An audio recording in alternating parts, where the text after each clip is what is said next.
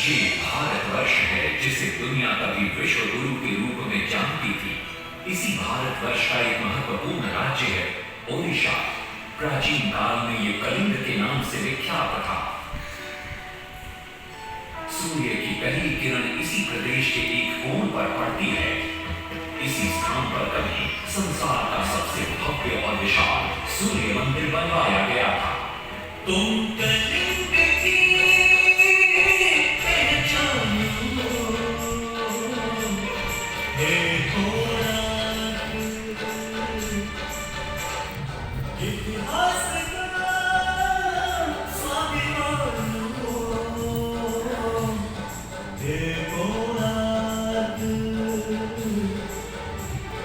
कलाकृति के मुख्य द्वार कमजट में, कला शास्त्र के दिव्य झलक पत्थर में,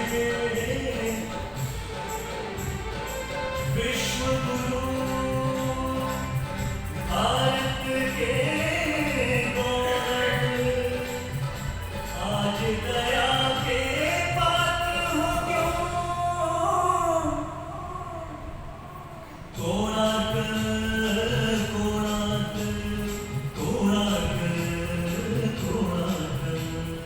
सैकड़ों साल पहले की बात है। पुरातात्विक दस्तावेज के तौर पर संग्रहित पुस्तक मादला पांजी और बाया चक्रा में उल्लेख है कि 13वीं सदी में कलिंग वंश के राजा लांगुला नरसिंहदेव ने इस सूर्य मंदिर का निर्माण करवाया था।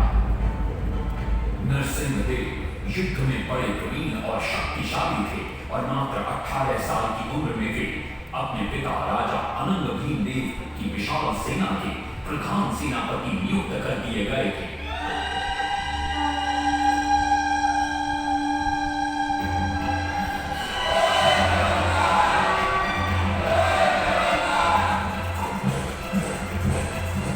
सेनापति बनने के बाद नरसिंहदेव ने अपने कुशल नेतृत्व से दक्षिण के कई आक्रमणकारी राजाओं को युद्ध में हराया।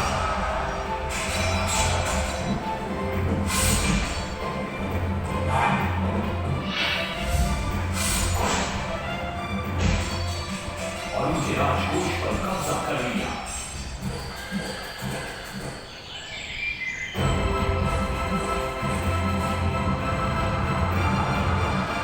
तत्पश्चात उन्होंने विजय कुंडा, जिसे आज हम वारंगल के नाम से जानते हैं,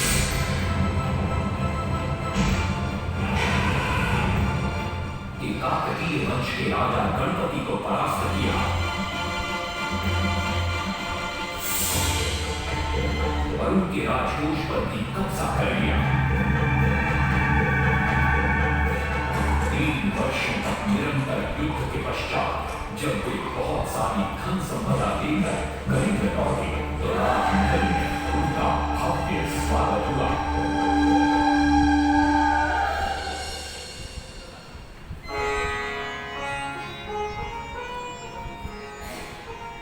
राजमाता कस्तूरी देवी पुत्र नरसिंहदेव की वीरता से बहुत प्रसन्न हुई और पुत्र के सामने अपने मन की इच्छा प्रकट की।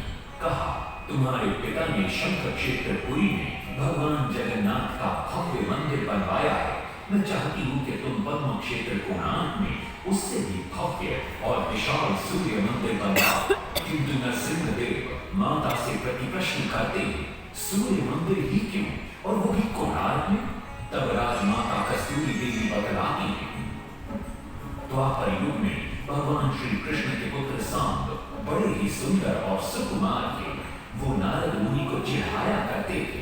एक दिन नारद मुनि ने सांब को सबक सिखाने की योजना बनाई और उन्होंने सांब की सुंदरता की प्रशंसा कर उन्हें गोपियों के साथ जल क्रीड़ा करने को उकसाया। वहीं दूसरी तरफ भगवान श्री कृष्ण को जाकर कह दिया कि सांब अपनी मां समान गोपियों के साथ जल क्रीड़ा कर रहा है। श्री कृष्ण इस बात से बहुत क्रोधित हो जाते हैं और वे सांब को श्राप दे देते हैं, जिस सुंदरता का तुम्हें अभिमान है वो तत्क्षण नष्ट हो जा। सांब को घोर हो जाता। जब सांब राजमहल लौटते हैं और मां जामदेवी को ये पता चलता है कि पिता श्री कृष्ण के श्राप की वजह से सांप की ये अवस्था हुई, तो सारी रानियां क्रोधित हो जाती हैं। नारद जी को बुलाया जाता है। वे रोग मुक्ति का उपाय बतलाते हैं। वे कहते हैं सूर्य की पहली किरण ऊर्ध्व देश के एक कोण पर पड़ती है जिसका नाम कोणार्क है। शाम को वहीं जाकर सूर्य की आराधना करनी होगी।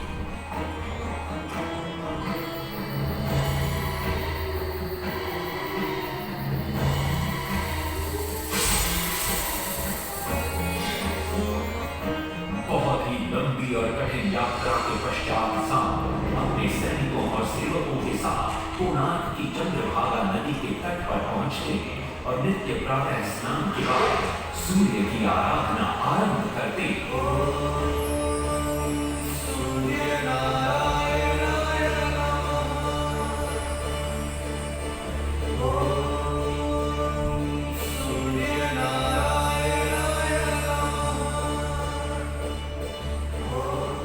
अन्न जल त्याग कर 12 साल की कठिन तपस्या के बाद सूर्य देव प्रसन्न होकर प्रकट होते और सांब को रोग मुक्त होने का वरदान देते।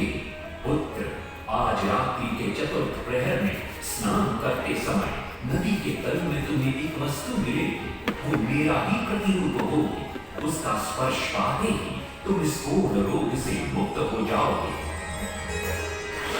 स्नान के पश्चात सांब जब नदी से बाहर आते हैं तो वो रोग मुक्त हो चुके होते हैं। उनके हाथ में एक छोटा सा पत्थर है। उनके सुंदर और सुकुमार शरीर को देखकर सारे अनुचर और सिपाही प्रसन्न होते हैं। सांब उस पत्थर को वहीं स्थापित कर एक छोटा सा मंदिर बनवाते हैं। लेकिन जब उन्हें ज्ञात होता है कि सूर्य पूजा का विधि विधान यहाँ किसी को पता नहीं है तो वे चिंतित हो जाते हैं। वे ध्यान में बैठते हैं। सूर्य देव पुनः प्रकट होते हैं और सांब के पूछने पर बतलाते हैं कि दूर पश्चिम में सात्य देश के माता ब्राह्मण पूजा की विधि विधान जानते हैं। सांब सात्य देश की ओर निकल पड़ते हैं जो आज का ईरान है। महीनों की लंबी यात्रा के बाद सांब 18 मादा ब्राह्मण परिवारों को साथ लेकर कोणार्क लौटते हैं और सूर्य मंदिर में पूजा शुरू हो जाती है। राजमाता कस्तूरी देवी नरसिंह देव को बतलाती हैं कि विवाह के कई वर्षों बाद तक जब हम निसंतान थे, मैंने भी उस सूर्य मंदिर में पूजा अर्चना की और तुम पुत्र रूप में मुझे प्राप्त हुए। माता की बात सुनकर नरसिंह देव मां को कोणार्क में संसार का सबसे भव्य और विशाल मंदिर बनाने का वचन देते। सदाशिव सामंतराय महापात्र जो शिवई सांतरा के नाम से लोकप्रिय थे, वे अपने सहयोगी बीसु महाराणा के साथ मंदिर का प्रतिरूप बनाते और नरसिंह देव के समक्ष प्रस्तुत करते। नरसिंह देव मंदिर का प्रतिरूप देखकर अभिभूत हो जाते और शीघ्र मंदिर निर्माण कार्य आरंभ करने का आदेश देते। दूर दूर से बड़े बड़े पत्थर लाए गए, जितने पत्थर डाले गए सारे टूट गए। आदमी को डाला उसमें डाले गए, नहीं पता डाला सारे टूट गए। सिर्फ सांतरा हुए परेशान, किस विधि मंदिर बने। सिर्फ सांतरा हुए परेशान, किस विधि मंदिर बने। एक दिन वे चिंतामग्न कोणार्क लौट रहे थे, तभी उन्हें प्यास महसूस हुई। उन्हें पास ही में एक कुटिया दिखाई पड़ती है जहाँ एक बूढ़ी औरत से उनकी भेंट होती है। शिवई सांतरा पानी मांगते हैं। बूढ़ी औरत पानी के साथ गरम गरम भोजन भी लेकर आती है। वे थाली के बीच में हाथ डालते हैं जिससे उनका हाथ जल जाता है। तब वो बूढ़ी औरत मुस्कुराकर कहती है, तुम तो शिवई सांतरा की तरह बीच से भोजन उठाकर खा रहे हो। ये सुनकर शिवई सांतरा को अपनी भूल का एहसास होता है। माता रामचंद्र ने उपाय सुझाया, समझे शिवई सांतरा।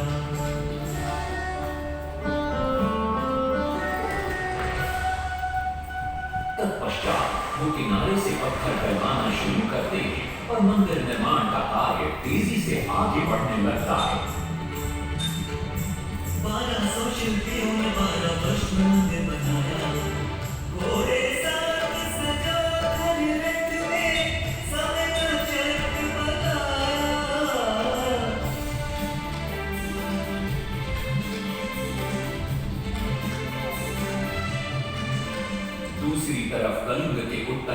राज्यों के नवाबों के बार बार राज्य पर आक्रमण हो रहे थे।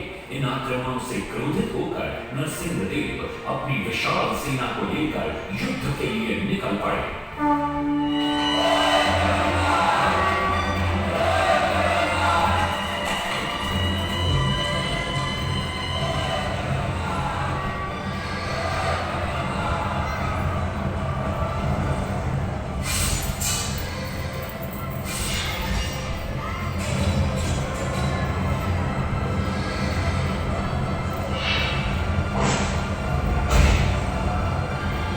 शक्तिशाली गौड़बंग के नवाबों को भी युद्ध में परास्त कर दिया और उनसे प्राप्त सारा धन अपने कब्जे में लेकर सूर्य मंदिर के निर्माण कार्य में लगा दिया। 1200 कारीगरों के अथक प्रयास से 12 साल बाद विशाल और भव्य सूर्य मंदिर बनकर तैयार हुआ। उस समय के लोगों में वास्तुशास्त्र, ज्योतिष शास्त्र और खगोल शास्त्र का जो ज्ञान था, उसे देखकर आज के बड़े बड़े वैज्ञानिक भी आश्चर्यचकित रह जाते हैं। कई प्रयासों के बाद भी मंदिर के गुंबद पर कलश स्थापित नहीं हो पा रहा था। क्रोधित नरसिंहदेव ने आदेश दिया कि कल प्रातः काल तक यदि कलश स्थापित नहीं हुआ तो सबके सर धड़ से अलग कर दिए जाएंगे। सभी शिल्पकार घोर चिंता में डूब जाते हैं।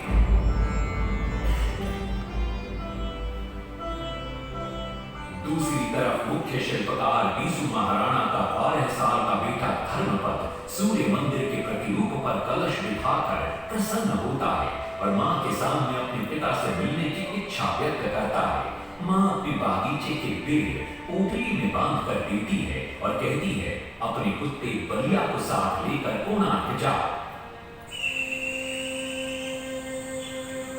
बलिया अपने मालिक को पहचान देता है और बीसू महाराणा से निपट जाता है। धर्मपद अपने पिता को प्रणाम करता है और अपना परिचय देता है।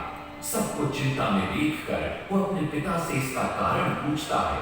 कारण जानकर धर्मपद कहता है, अगर आप आज्ञा दें तो मैं मंदिर के गुंबद पर कलश स्थापित कर सकता हूं। शिवे सांतरा धर्मपद को अनुमति दे देती। धर्मपद गुंबद पर चढ़ जाता है और कुछ ही समय के प्रयत्न के पश्चात वो कलश को स्थापित करने में सफल हो जाता है। गुंबद पर कलश स्थापित होते ही नीचे गर्भगृह में चारों दिशाओं में लगे चुंबकों के आकर्षण से सूर्य महाप्रभु की मूर्ति शून्य में स्थापित हो जाती है। सब धर्मपद को कंधे पर बिठाकर खुशी से नृत्य करने लगते हैं। तभी कुछ कारीगर इसका विरोध करते हुए कहते हैं, अगर सुबह राजा को ये पता लग गया कि इस बच्चे ने कलश को स्थापित किया है तो किसी का बचना संभव नहीं है, इसलिए धर्मपद को मरना होगा। इस बात से शिवरी सांतरा बड़े क्रोधित हो जाते हैं। भीषण वाद विवाद छिड़ जाता है। ये सब देखकर धर्मपद गहरी चिंता में पड़ जाता है और वो सोचता है कि यदि मेरे जीवित रहने से इन सब का सर काट दिया जाएगा तो इससे अच्छा है कि मैं आत्म बलिदान कर दूं ताकि सबके प्राण बच जाएं। और उसी पल धर्मपद नवनिर्मित सूर्य मंदिर के शिखर पर चढ़ जाता है।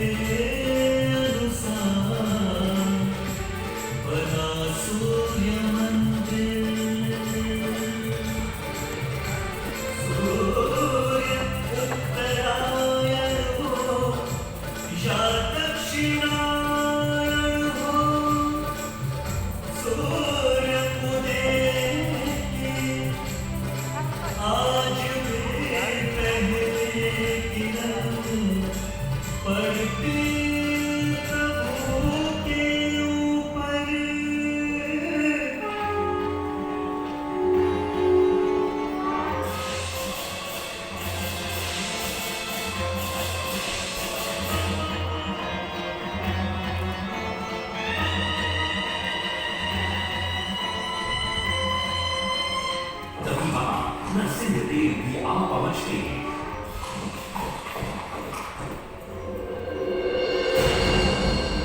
और सूर्य महाप्रभु को शून्य में स्थापित देख वे भी आनंद से भर जाते और श्री सांतरा की पूरी पूरी प्रशंसा करते।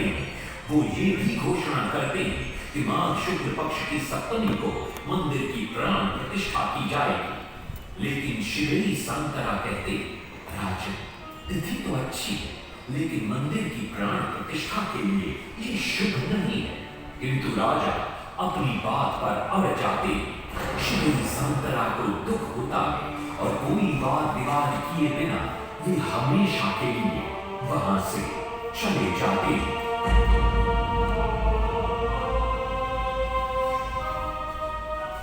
पूर्व निर्धारित तिथि पर मंदिर की प्राण प्रतिष्ठा संपन्न होती है।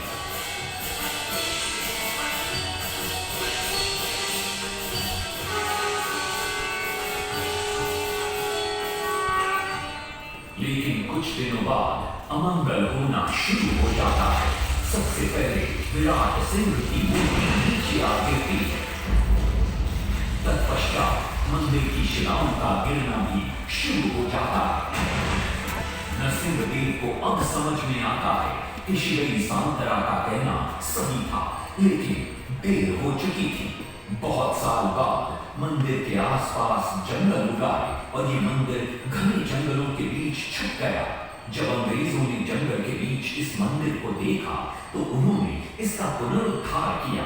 आज आप उसी विशाल मंदिर के भग्नावशेष देख रहे हैं। ये है इस प्रसिद्ध मंदिर की कथा।